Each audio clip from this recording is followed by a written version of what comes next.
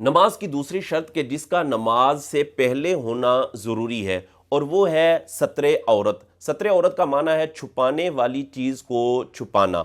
मर्द के लिए जो सत्रे औरत है वो नाफ से लेकर घुटनों समेत है। नाफ सतर के अंदर शामिल नहीं है लेकिन घुटने सतर के अंदर शामिल हैं। और ये बात भी याद रखें कि जिस तरह नमाज में इस मकाम को छुपाना शर्त है, ज़रूरी है, इसी तरह नमाज के अलावा भी इस मकाम का छुपाना ज़रूरी है। बाज़ हमारे अहबाब जैसे उम्रा या हज के लिए जाते हैं तो इहराम बांधते हैं, तो इहराम में खुसूसन जो नीचे वाली चादर होती है जिसको तहमद के तौर पर बांधा जाता है, तो उन्होंने इस तौर पर बांधी होती है कि वो सरक कर नीचे आ जाती है, जिससे नाफ का नीचे वाला हिस्सा दिखाई दे रहा होता है। वो तवाफ़ भी कर रहे होते हैं, सई वगैरह भी कर रहे होते हैं, और साथ साथ उनका ये सतर का हिस्सा दिखाई देने की वजह से वो एक हराम का इर्तिकाब भी कर रहे होते हैं। तो इसमें इस चीज़ का ख्याल रखना चाहिए, नीचे वाली चादर को थोड़ा नाफ से ऊपर करके बांधना चाहिए ताकि नाफ से नीचे वाला हिस्सा दिखाई ना दे।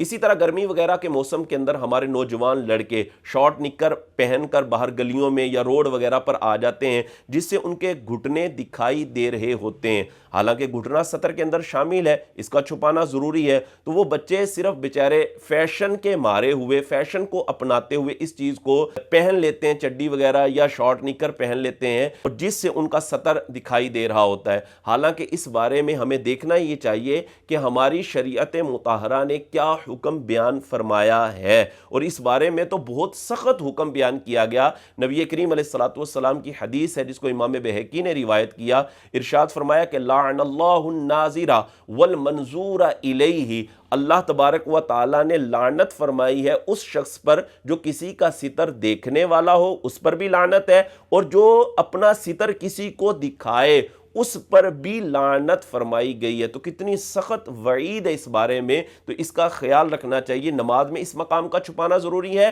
तो नमाज के अलावा भी इस मकाम का छुपाना ज़रूरी होगा। और रह गई ये बात कि मर्द के लिए नमाज के अंदर इससे ऊपर वाला जो बदन का हिस्सा है, क्या वो भी छुपाना ज़रूरी है? जी, उसका भी छुपाना ज़रूरी है। जब आपके पास कपड़े कमीज़ वगैरह मौजूद है तो वो भी पहनकर आप नमाज पढ़ेंगे, उसका छुपाना भी ज़रूरी होगा। अगर आप बगैर कमीज़ वगैरह पहने नमाज पढ़ेंगे तो नमाज मकरूह तहरीमी होगी। और औरत के लिए सत्रे औरत उसका पूरा बदन है, सिवाय उसके चेहरे की टिकली के, हाथों की हथेलियों के और पाँव के तलवों के। इसके अलावा औरत का सारा बदन ही औरत को नमाज में छुपाना ज़रूरी है, शर्त है। हत्ता के पाँव के जो गिट्टे हैं इनका भी छुपाना ज़रूरी है। हाथ के जो ये पोंचे होते हैं, गुट जो होते हैं, इनका छुपाना भी ज़रूरी होता है। इसी तरह औरत के जो बाल हैं वो भी सतर के अंदर शामिल है। बाज़ुकात औरतों के बाल लंबे लंबे होते हैं, तो वो चादर लेकर जो नमाज पढ़ रही होती हैं तो जब क़याम में होती हैं उस वक़्त तो बाल छुपे हुए होते हैं, लेकिन जब वो रुकू में जाती हैं या सजदे में जाती हैं तो उनके बाल पीछे से दिखाई दे रहे होते हैं। तो इसका तो छुपाना ज़रूरी था। और ये बात भी याद रखें कि वो उज़्व या वो शय कि जिसका छुपाना ज़रूरी है, जो सतर के अंदर शामिल है, अगर दौराने नमाज उस उज़्व का 1/4 हिस्सा 3 बार सुबहान अल्लाह कहने की मिकदार खुला रहा तो नमाज फासिद हो जाएगी, नमाज टूट जाएगी और नमाज को दोबारा पढ़ना ये ज़रूरी होगा। तो ख़वातीन को चाहिए कि इस चीज़ का एहतिमाम करें और बड़ी चादर लेकर नमाज पढ़ें। इसी तरह अगर औरत बारीक दुपट्टा लेकर नमाज पढ़ रही है